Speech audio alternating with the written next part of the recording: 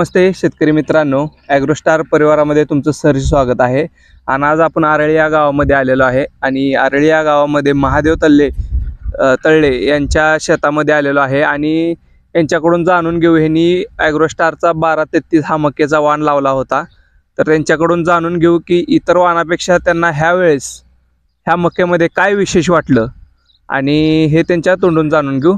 तर नमस्ते, तुमचं नाव, mobile number, गाव सांगा। माझं नाव महादेव आप्पासाहेब तळले, राहणार आरळी, मोबाईल नंबर 7219 45 71 28।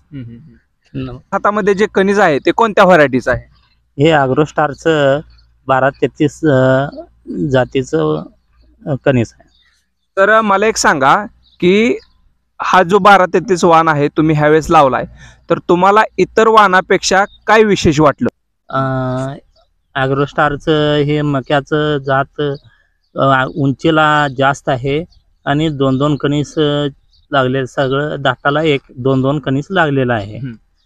ॲग्रोस्टार मक्याचं कणस शेंड्यापासून बुडापर्यंत फुल्ल दाणं भरलेले आहे आणि ह्या दाण्याची जाडी चांगली आलेलं आहे।